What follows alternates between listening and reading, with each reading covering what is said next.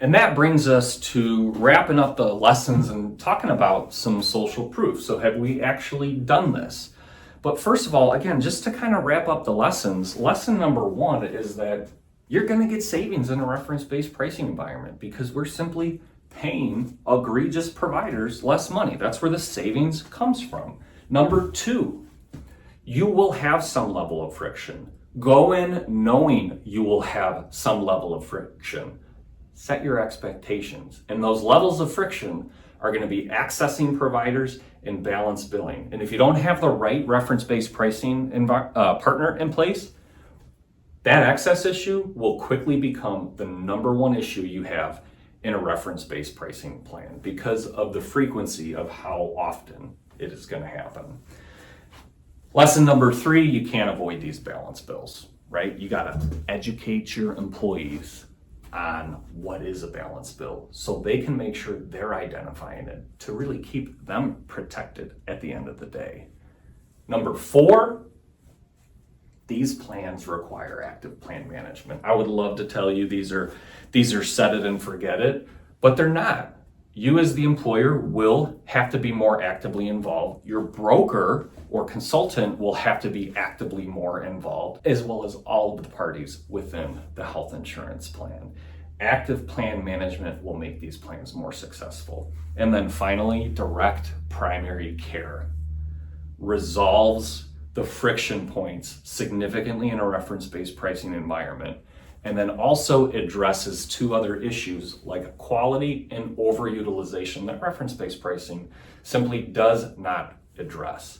So there are some significant lessons learned here. I wanted to wrap up these lessons with some social proof and talking through an employer who has done both of these concepts.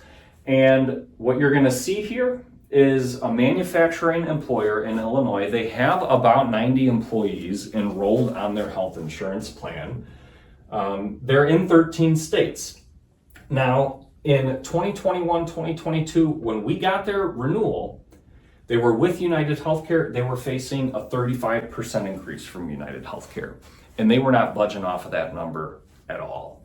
Now, we had already, with this employer, they'd been fully insured since we took them over as a client. They had switched some carriers in between. We had been educating them on self-funding and reference-based pricing and all these different things they could do to save money when they needed it. This year hit and they were ready. And so they did not take this path of a 35% increase because look at what the difference is, 1.02 million to 1.37 million in total healthcare expenses. They simply could not afford this. So they completely remodeled their health insurance plan. They moved into a self-funded arrangement. They had reference-based pricing in place. They added direct primary care. They went with a great prescription drug manager and a great medical management vendor to try to tackle everything within the health insurance plan. The results after the first year were not a plus 35%, they were a plus 11% increase, but the best part is year two, what we saw is even a further decrease. So a 9% decrease off of the first year. They're paying almost exactly the same amount in healthcare as they were prior to getting a 35% increase. And this is what is possible. And that doesn't even include what we did on the plan designs. They had two high deductible health plans in place. People were not accessing care because of the significant financial barriers. So what we did was we eliminated high deductible health plans. We slashed the deductibles in half. We gave employees the option to get free health care when they made great quality healthcare decisions. And then we added in a lot of different programs as well. So the point is that they now had access, affordable access to care, prescription drug copays now, right? So we significantly improved the plan design. And I think that's probably one of the biggest misconceptions with reference-based pricing is you go in there, you're going to save a ton of money, and guess what though? You're going to have a lot of noise at the end of the day. Well, when you add in direct primary care, you can significantly mitigate that noise. You can improve your benefits, which is huge in today's environment. And let's talk about, again, why do we have savings here, right? We're spending more on primary care. Sure, we're paying providers less. So where is the rest of the savings coming from? Well, it is coming from utilization. What was really, really interesting about this case study is they had 60 employees who took the direct primary care plan.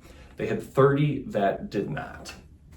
And when we compared the results, we saw a difference of ER visits, urgent care visits, inpatient hospital visits, labs, x-rays, the number of scripts, and specialist visits. We all saw a decrease in employees that had a direct primary care provider. And these are utilization differences that we see across all of our plans that use direct primary care. And I think one of the ones that sticks out to me most, and maybe this is because I take medication, is on average, these types of primary care providers are prescribing at a rate of 40% less. Why? Because they have more time to spend with the patient, resolving root cause issues, not just resolving the symptom with a prescription drug, right? This is what we're seeing in it. So look, I think my message at the end of the day should probably be clear, but if you are in a reference-based pricing arrangement today and you're experiencing a level of noise, your employees are experiencing that level of noise, and it's just given too much heartburn and anxiety, I would strongly consider looking into direct primary care and building a health plan around that. You will pay a little bit more. It will eat into your reference-based savings, but you will automatically improve the access to people, which will inherently reduce costs down the road. So if you're considering reference-based pricing, definitely look into direct primary care along with it. I hope you found the information in this video helpful if reference-based pricing is something that you're considering or just looking for ways to improve it. In the meantime, have a great rest of the day. I really appreciate you listening to this video. Thanks.